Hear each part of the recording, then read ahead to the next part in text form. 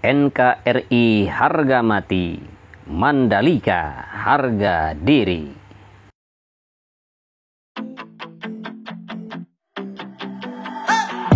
There's something that won't let me forget the way that you move.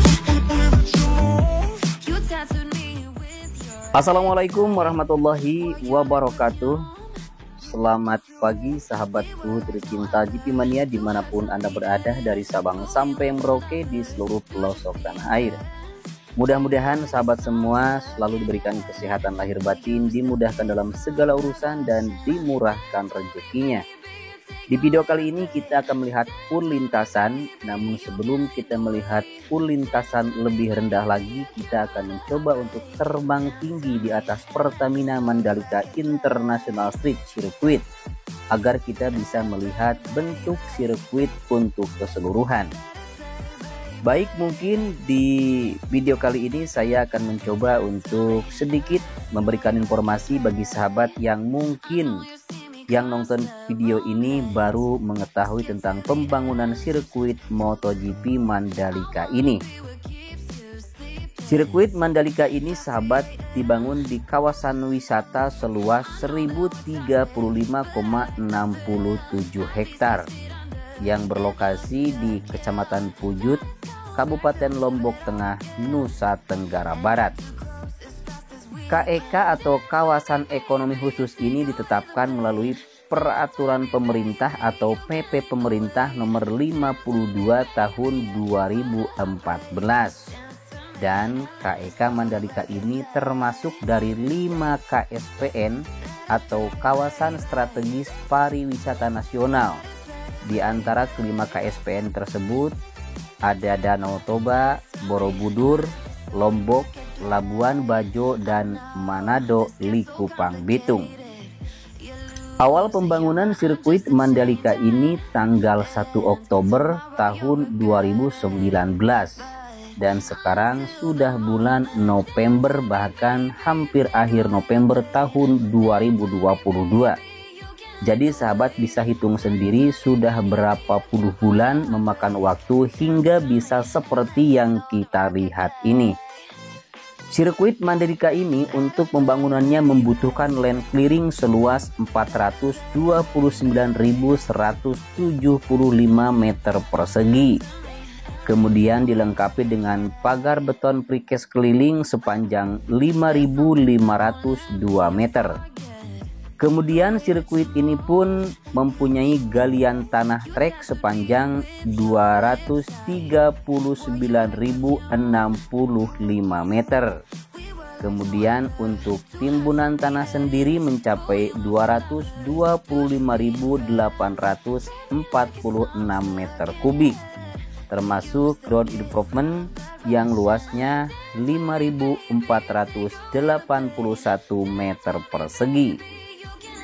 Sirkuit kebanggaan Indonesia ini mempunyai panjang lintasan 4,31 km dengan trek lurus sepanjang 700 meter, lebar main track atau lebar track lane 15 meter, sementara untuk lebar outer line dan inner line masing-masing 12 meter.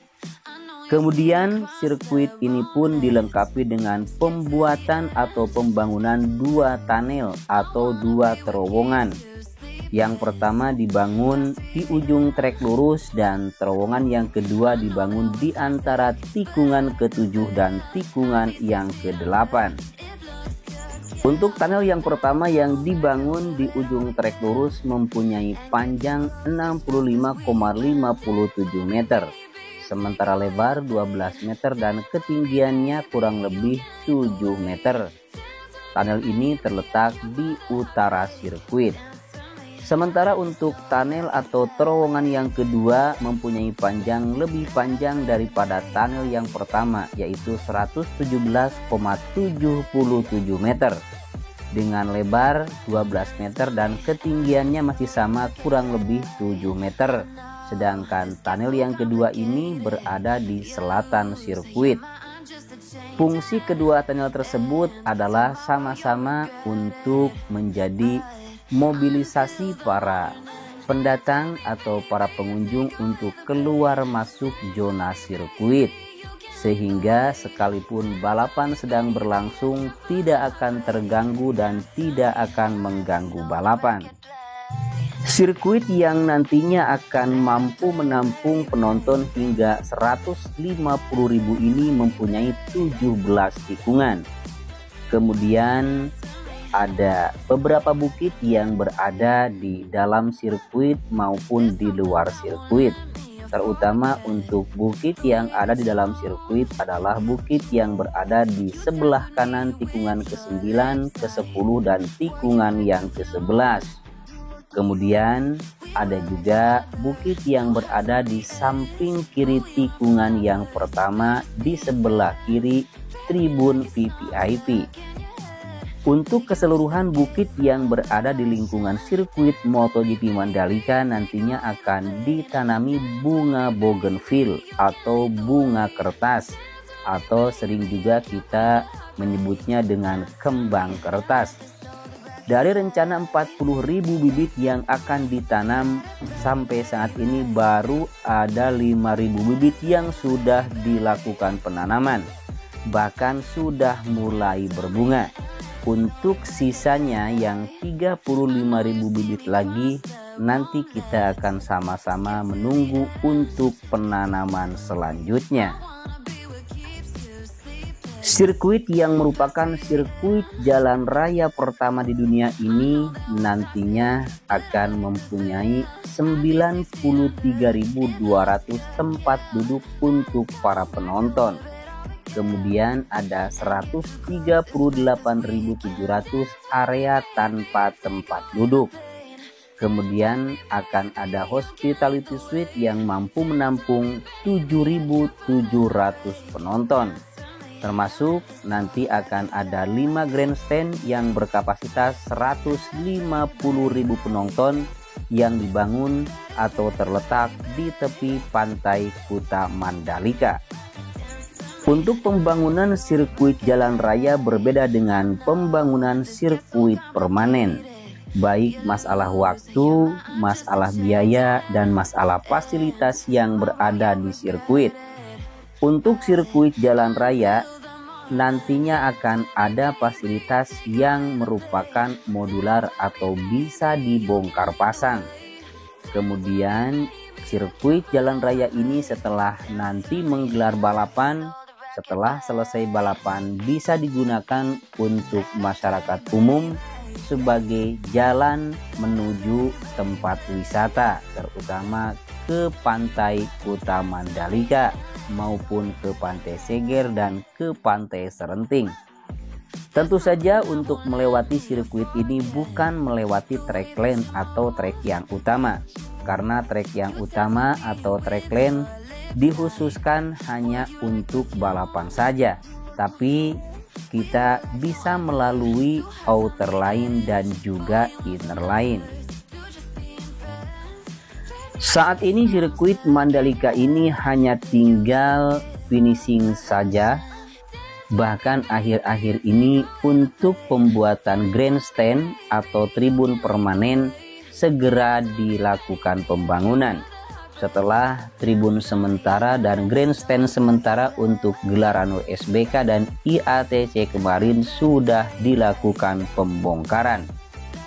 Kemudian yang akan dilakukan atau dikerjakan lagi adalah jalan menuju tengah sirkuit dari tunnel yang pertama hingga terhubung dengan tunnel yang kedua. Kemudian nantinya akan mengerjakan taman yang berada di tengah sirkuit. Lalu kemudian di tikungan yang ke-10 ada bukit yang di sana sekarang sudah mulai dilakukan pembangunan. Bahkan nantinya akan dibangun spot untuk penonton untuk melihat dari atas ketinggian, sehingga selain kita bisa menikmati balapan, kita juga akan bisa menikmati keindahan pantai yang berada di seberang tikungan yang ke-10, yaitu Pantai Kuta Mandalika, Pantai Serenting, dan Pantai Seger atau Bukit Seger yang berada di seberang tikungan yang ke-10. Sirkuit kebanggaan kita ini dijadwalkan akan digunakan untuk perdana gelaran balapan MotoGP tahun 2022, tepatnya tanggal 20 Maret kalau tidak ada pengunduran atau tidak ada perubahan. Mudah-mudahan sirkuit Mandalika ini yang hanya mempunyai waktu atau sisa waktu kurang lebih 4 bulan lagi bisa berbenah dan bisa mempersiapkan untuk gelaran balapan MotoGP, sehingga nanti kita akan sukses menggelar balapan MotoGP di sirkuit kesayangan kita, yaitu Pertamina Mandalika International Street Circuit. Terima kasih bagi sahabat yang sudah berkunjung, sudah mengklik dan menonton video ini.